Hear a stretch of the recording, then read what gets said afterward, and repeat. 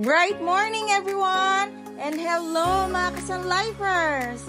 Before anything else, let me introduce myself. I am Laika Placido, Unit Manager of Tiger Treasure. And for today's video, I would love to share with you about the education insurance of Sun Life. Education fund with life insurance. And that is Sun MaxiLink Prime for your child. Okay, let's start! So, what's inside this Sun MaxiLink Prime? Yan. Of course, we have life insurance coverage po. Nakasama na dito sa plan kasi nga education insurance. Automatic po, meron na pong kasamang life insurance coverage ang ating plan. And this plan po is 10 years to pay only and insured po until age 88 years old. And the life insurance coverage is times 200% ng face amount. So, times 2 na po kaagad. Kung magkano po yung face amount, times 2, yun po yung life insurance coverage. Alright, and for this plan po, we have a face amount of 350,000. Ulitin ko po sa mga iba kong video na sabi ko na po kung ano yung ibig sabihin ng face amount. Ayan, ang ibig sabihin po ng face amount is, this is your benefit po dito sa plan. Ito po yung benefit, hindi po ito yung babayaran mong buo. Kundi ito yung benefit mo dito sa plan. And face amount po is equivalent to the life insurance. Kaya sabi ko po kanina, times 200% ng face amount ang life insurance coverage. So 350 times 2, automatic po ang life insurance coverage na po is 700,000. But in this plan, ang insured po is yung child kasi para sa kanya po yung plan na to. Si child po ang insured until age 88. So, vice versa po, kung para sa'yo yung plan, ikaw yung insured. But in this plan, sa kanya po yung plan sa bata. Kaya yung bata po ang insured until age 88. Alright, maliwanag po ba yun? Maliwanag ba yung children? Ayan, and then we have additional benefit po or supplementary benefit. Ibig sabihin po nito, we have riders, additional benefit po siya dito sa plan po natin aside doon sa mga primary benefit. Ito po kasi yung primary benefit. Ayan, ito po. So, we have total disability benefit for the child. Meron pong waiver of premium yan. And then, we have an accidental death, dismemberment, and disablement benefit po na 350,000.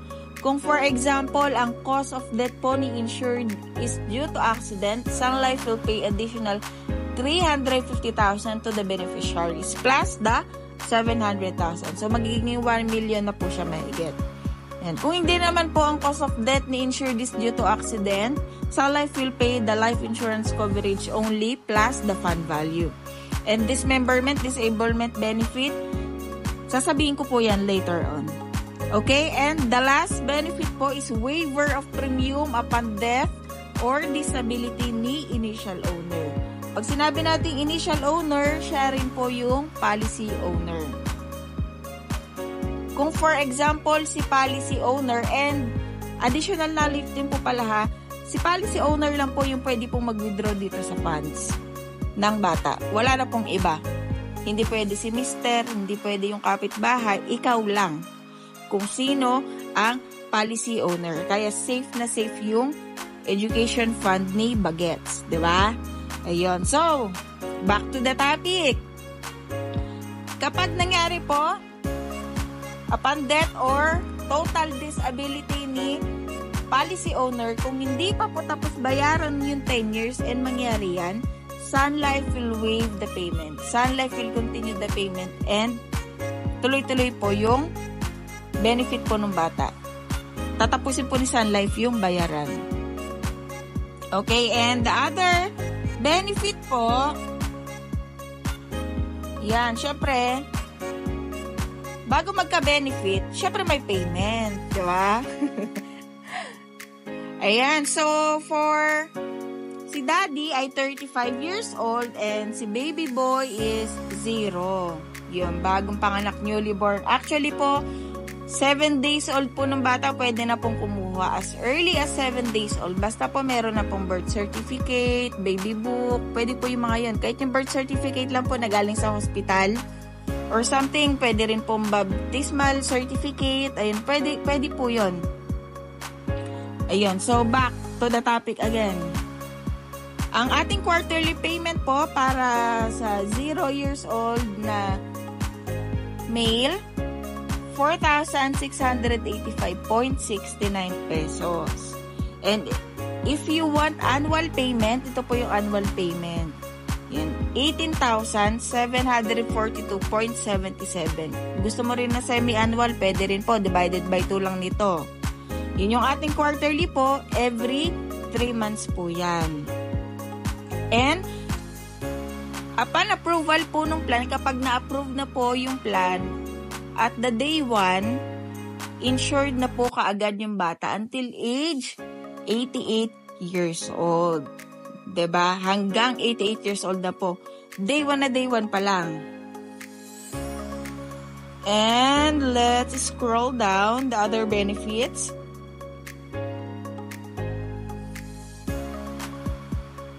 Ayan, ito po yung sinasabi ko kanina na accidental death, dismemberment, and disablement benefit. Yan, nilagyan ko na rin po ng ganito yung plan po ni baby dahil pala desisyon ako, chares. Ayan, syempre mas maganda, 'di ba? Kuha ka na lang din, nabubulol tuloy ako. Kukuha ka na lang din naman ng plan, 'di ba? Lubos-lubusin mo na. Kasi itong benefit po na ito is until age 70 po nung bata. Ayan. So, for example, ang dismemberment po, itong mga ito po. Itong mga nandito sa column. Accidental death, yung kanina sinabi ko. Yung dismemberment benefit, kapag ka mangyari po, yung isa man nakalagay dito, for example, ayan, hearing of both ears. Diba? Nabibingi na usually. Ako nga medyo may pagkabingi na ako. Hindi wala pang 70. Diba? So, hearing of both ears na nawala yung pandinig po. Ayan, meron makakakuha ng 50% na 350,000. Ito naman kasi is hanggang age 70 naman. Kaya pwede. Ayan, sight of one eye. May mga ganyan talaga. And so on. Basta po, nandito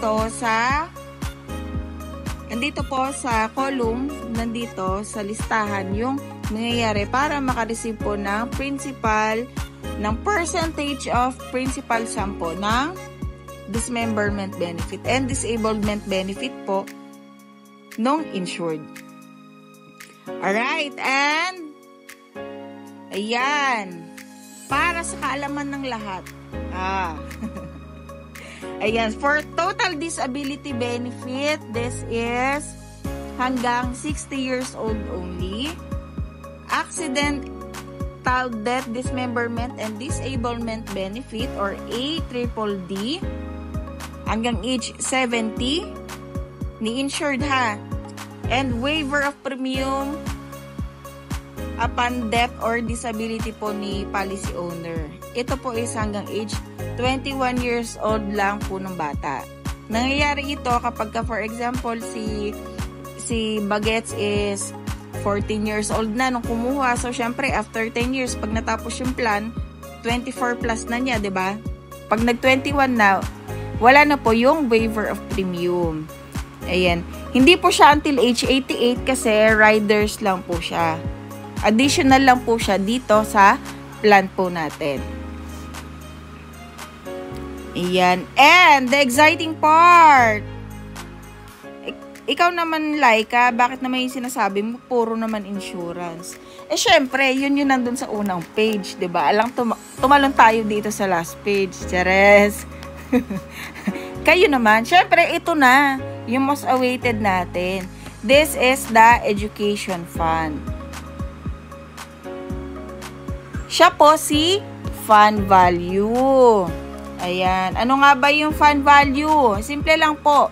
Ito yung ini-interest ng pera po ninyo yearly until age 88 po no bata. Ayan. Hanggang 88. Kasi 0 po si baby, diba?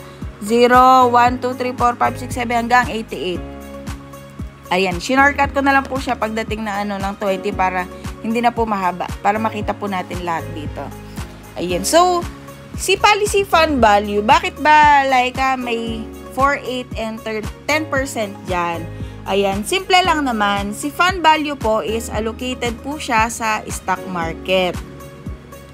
Ang stock market po, para mas madali pong maintindihan, ang stock market po is para pong palitan yan ng pera. I'm sure, naririnig niyo na po yung tungkol po sa stock market.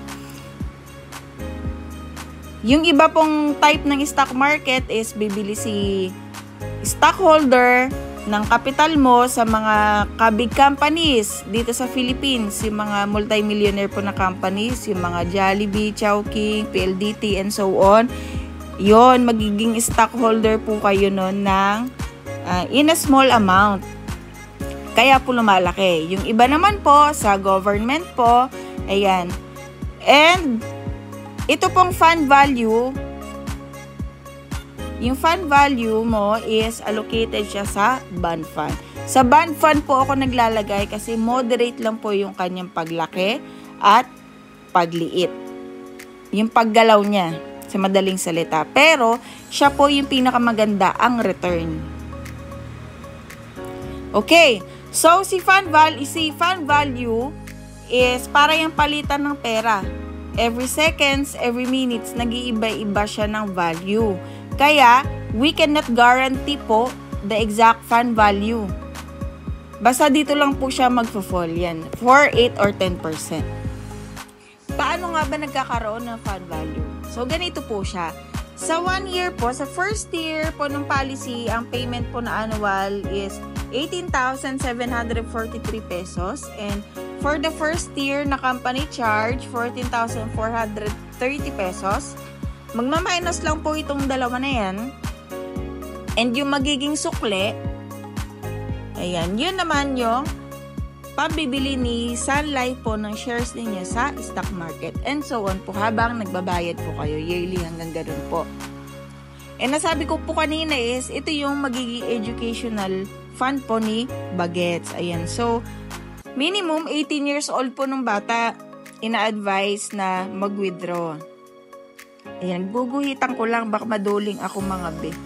Ayan, so sa 18 years old, kung gusto mo nang mag-withdraw, and kung mag-fall down po si fund value ng 4%, you have 194,000. Kung 8%, you have 324,000. Kung 10%, you have 416,000 pesos. Kung alin man po dito sa tatlo na yan. Alright? Pwedeng ito, pwedeng ito, pwedeng ito. Diyan po siya naka-bracket. Pwede pa pong tumaas kasi hindi naman from the day 1 ba? From the day 1 na kumuha ka, nandito ka lang lagi sa 4%. Hindi po ganun. Basta nandyan lang po siya, 4, 8, or 10%. Mamamonitor niyo po siya kasi we have website naman po. Pwede po kayong mag-register doon pag policy holder na po kayo ni Sun Life. Makikita niyo po doon yung fund value po ninyo. And also, meron po tayong mobile application po na downloadable si Sun Life sa ating mga cellphone. Makikita nyo rin po doon kung magkano na po yung fund value po ninyo. Basta minimum 18 years old. Kung hindi naman po masyado pang kailangan, mas maganda po. As you can see, habang tumatagal po, palaki lang po ng palaki yung fund value. Okay? And, teka be, burahin ko ulit. Para hindi magulo ang ating Blackboard children. So, we have two option po kung paano nyo po gagamitin yung fund value. Ay, ito, advice ko lang naman din ito sa mga client ko. Yung ating first option po is 70% ng fund value ang kukuhanin mo. Basta, 70% total. Hanggang matapos yung plan.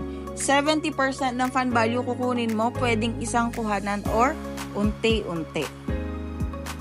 Ano ba yung difference na, ano ba yung mas maganda? Isang beses mong kukuhanin or unti-unti? Ayan, so let's see. For example, 20 years old. Diba, gets? Ayan, so let's say, dito ka sa 8% naman. Diba? Tanggalin natin yung butal. For example, ito po yung winidraw po ninyo. Magkano yung natira dito sa plan niya? 300,000, right? Butal lang yung winidraw mo. Diba? Hindi yung 70%. So, ang mangyayari lang po dyan is, yung 300,000 na yun po ulit yung paiikutin po ni Sun Life. Yun po ulit yung paiikutin ninyo na kapital po ninyo dito sa fund value ninyo. Para lang po yung negosyo. Nagtanggal ka ng kapital mo, syempre, yung naiwan mong kapital, yun lang ulit yung papaikutin mo, diba? So, kung mas maganda, unti-unti lang para malaki pa rin po yung iikot. And ang ating second option po, 100% na fund value ang kukuhanin mo na. But, take note of that. Kung itong second option po ang ginawa po natin, mataterminate na po yung plan. Yes, kahit tapos na po kayo magbayad, mataterminate na po yung plan basta kinuha nyo po lahat ng fund value po. Kasi, ito pong plan na to, pag wala na pong fund value dyan, kahit piso, mataterminate na po siya. Kaya, kung ito pong option 1 yung gagawin natin, life insurance will continue. Pero kung itong option 2 po ang gagawin natin, mataterminate na po yung plan. Wala na pong insurance yung bata. But, it's okay. Depende po sa pangangailangan natin in the future. Kung for example, talagang ito na lang yung backup mo, 'di ba? Okay lang naman nakuhanin mo lahat ng fund value. Huwag kang manghinayang doon sa insurance. Kasi kaya mo nga kinuha itong plan na to para masuportahan yung education ng anak mo, 'di ba? So okay lang. Basta ang importante nagamit mo kung para saan talaga yung plan, 'di ba? And later on, pagka tumanda na siya, nagkatrabaho na siya, pwede naman siya na yung kumuha ng insurance. So, depende po sa pangangailangan. Kung hindi naman masyadong kailangan, okay lang, leave mo lang dyan. Lalaki lang din ang lalaki yan. Okay? So, yun lang po. Nasa sa inyo kung mag-iiwan kayo or kukuhanin ninyo lahat. Depende sa pangangailangan ba? Ayan, and for the death benefit po, yung death benefit, nasabi ko po kanina, ang life insurance coverage po is 700,000. Tama? Itong death benefit po, simple lang naman siya. Upon death po ni insured, kung ano man pong age, kung magkano yung natira sa fund value, kasama rin po yung makukuha ng 700,000. So, sa madaling salita, fund value plus the life insurance coverage, magpa-plus po yan, yun po yung makukuha ng beneficiaries. Of course, pagka nagkaroon po tayo ng withdrawal sa plan, of course, less withdrawals. Basta kung magkano yung natira dun sa fund value, kasama po yun ng life insurance coverage na makukuha po ng beneficiaries. And kaya ko po sinasabi na pamana ito sa mga anak natin kasi later on po in the future ang magbe-benefit po ng kanilang life insurance coverage is yung magiging family po nila. Kasi diba, isipin natin mga mami, mga daddy, mas maganda pa rin na napaghandaan natin yung education ng mga anak natin. Diba? Kasi after 20 years, maaari po yung inflation mas mataas, mas mahal magpaaral. Pero ang importante, kahit paano, meron kang naitabi. Kesa sa wala, di ba? And it is something that will help you. Di ba, yung plan na to, para lang siyang alkansya. Literal talaga na alkansya. Naguhulog ka, pero merong return. Merong interest siya yearly. Para lang siya literal na alkansya, pero with interest. Tapos, may insurance pa yung anak mo. Diba? Actually, itong fund value po, pwede po natin itong pataasin. Pwede po tayo ditong magdagdag ng excess premium. Kung for example, gusto po ninyo mas mataas yung fund value, meron kayong extrang budget, pwede po tayo magdagdag ng, kunwari, 2,000 pesos, idadagdag po natin yun sa excess premium. Yung excess premium po na yun, ibabayad po natin doon, pampataas po yun ng fund value. Hindi po yun madadagdag doon sa life insurance, kundi madadagdag po yun kapital dito sa fund value ninyo, pampataas. Kung for example, sa Christmas, ayan, meron na naman pera si baby, pwede nyo pong ilagay din ulit dito, excess premium. Mas malaki po yung excess premium, mas maganda po, lalaki po yung fund value. What is special about this plan for your child? Of course, aside sa affordable na siya, you can now save for your child's education fund. Give your child something more than just love.